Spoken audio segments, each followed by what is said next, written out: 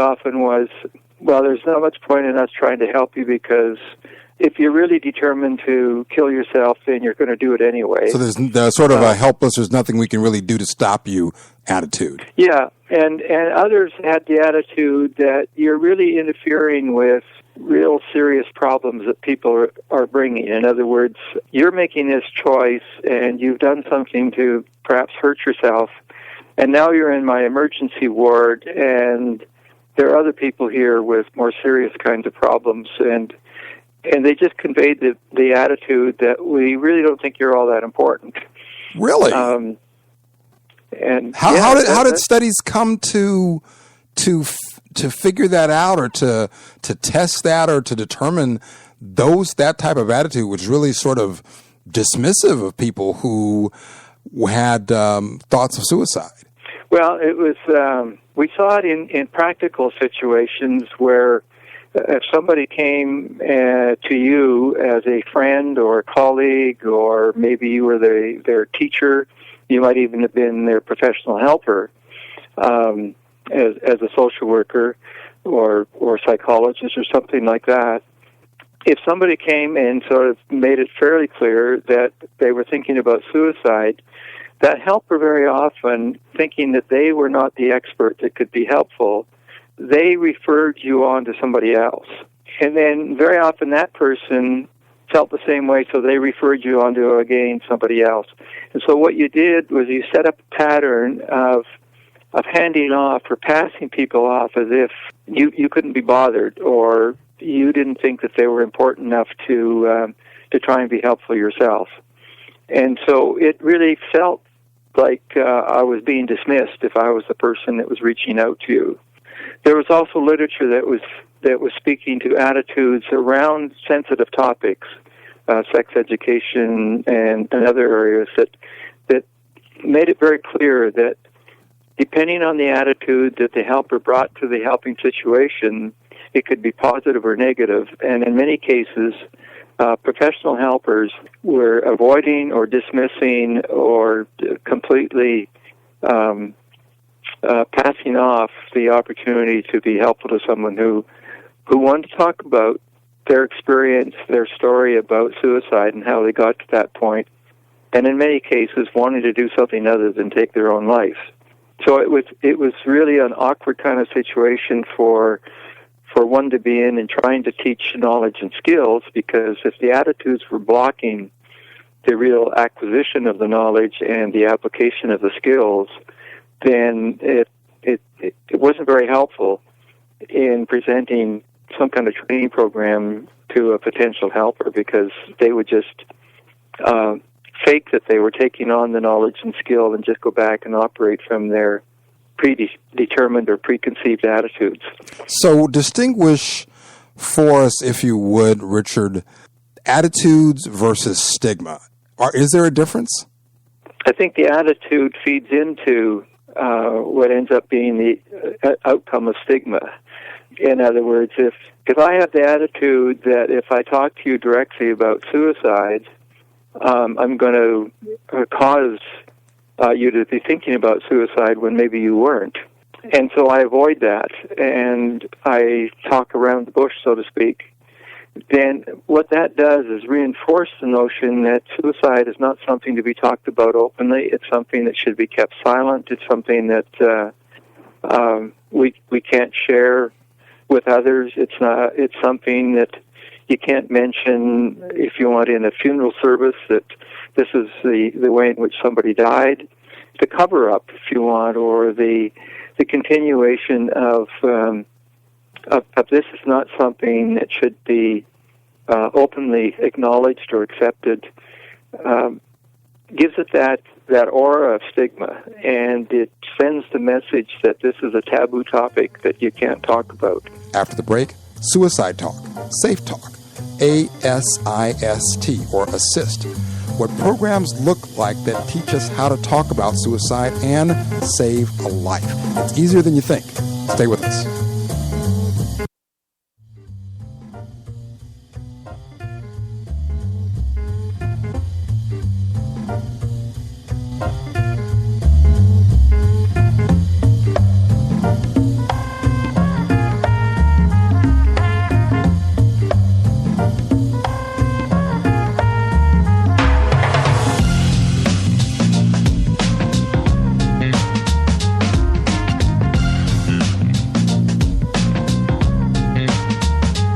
Welcome back to Mindset, Mental Health News and Information. How hard is it to talk to someone who tells you they're thinking about suicide? Well, I'm not a mental health professional, but I did take the class, and it's really not that hard. My guest is Richard Ramsey. He is the president of Living Works. You can find them online at livingworks.net.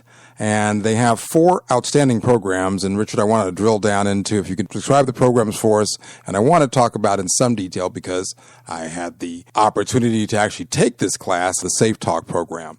The 4 programs that Living Works offers: Suicide Talk, Safe Talk, Assist, that's ASIST. There are just 2 S's there, not 3, like the regular word, because it's an acronym. And Suicide to Hope. Suicide Talk, describe that one for us. The sense that I get from looking at the website is that Suicide Talk is essentially a relatively brief 90-minute stigma reduction talk, talking about perhaps some of the myths that you just discussed. That was developed in order to begin a conversation with ordinary people who might know something about suicide, have had some experience with it, either themselves or with people who have either died by suicide or been injured by suicide behaviors. And again, it was focused around the whole question of what we call the S word. In other words, is it okay to talk openly about suicide? And one of the things that we were wanting to convey in this kind of conversation is to get people actually talking about, debating, putting forward the pros and cons of whether or not one should be able to talk about suicide openly in public or in conversation with others. And at the end of the day, we're really hoping that out of Suicide Talk, people begin to get an understanding that it probably is okay, and it's something that maybe we should pay more attention to in terms of how it's affecting people in our communities, and to go away with the motivation really to perhaps get more involved in suicide prevention in some way. It might be by taking some additional training. It might be becoming a policy advocate and want your city council or other organizations to become more upfront and open about dealing with suicide. It might be encouraging others to form a group or an activity of some kind to be helpful to someone at risk of suicide. It might be to get involved in a survivors support organization or group. So it really was trying to open the door for people to see that there was a large repertoire of things that one can do in suicide prevention work, from helping with changing policies to learning more about how to do a first aid intervention or other kinds of support and helping behaviors. You mentioned the idea of pros and cons being discussed in Suicide Talk. Can you give us a sample of what those were or what those are? One of the big ones is whether or not we can talk openly about suicide. And there are some people who, strongly feel that if we stay silent about it, we're reinforcing the idea that it's something that's abnormal, and it's something that shouldn't be normalized in the sense that it sounds like or feels like it's being condoned. Other people take the other side of saying, well, the more we keep something like this silent, the more, in fact, it's going to reinforce the notion that suicide is a stigmatized, not for discussion type of topic.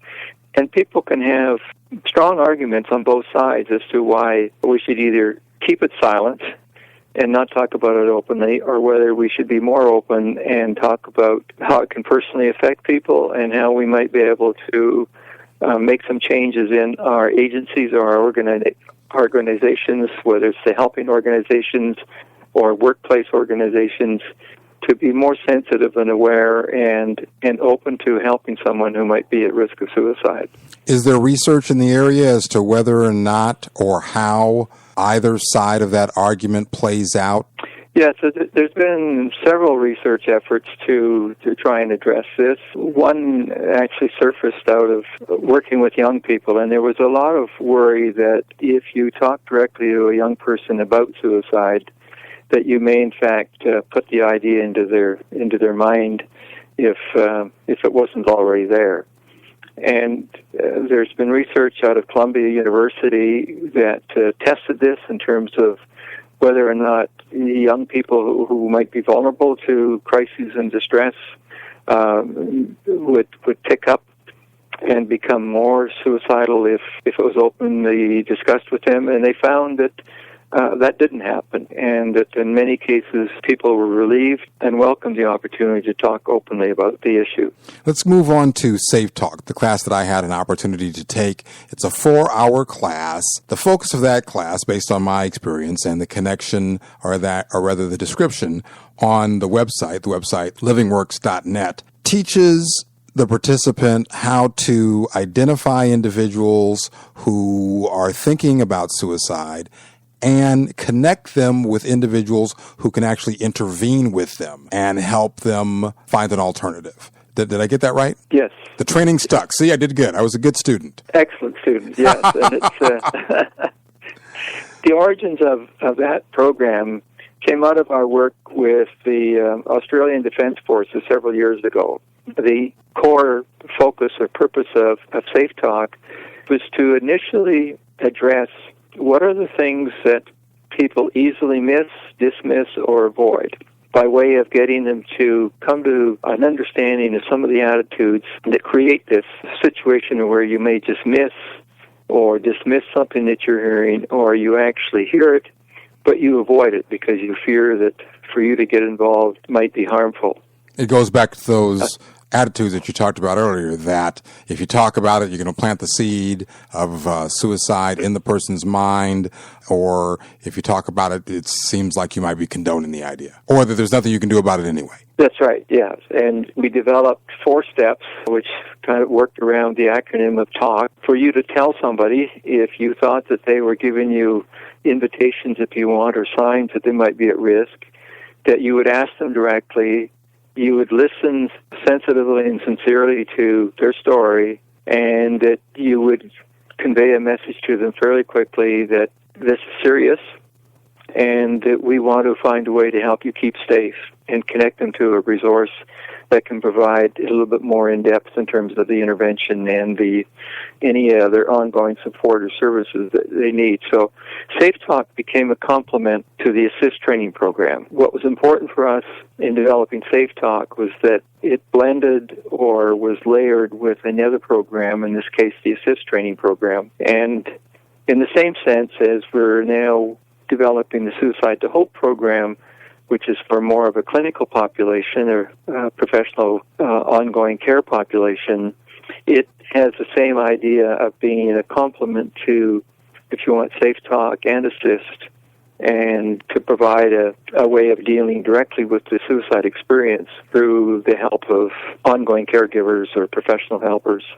And one of the things that I want to underscore that you referred to a moment ago, the cool thing, the thing that I found so very appealing about the Safe Talk training and about the other trainings that you offer, Suicide Talk, which is 90 minutes, the Safe Talk program, which is a half day, 4 hours, as well as the ASSIST program, ASIST, Applied Suicide Intervention Skills, are applicable and useful by individuals who are lay folks. You don't have to be a professional, even though with the ASSIST program, it's also for professionals, that this is stuff that anybody can take and anybody can use. It doesn't take any high level of, don't have to have been in a master's program or gone through any other type of training. You can get something useful that's really going to be helpful to folks out of this training if this is an area that you're interested in, if people around you or in your life might be assisted, might be helped by having this information. I think that that's just brilliant. I love that aspect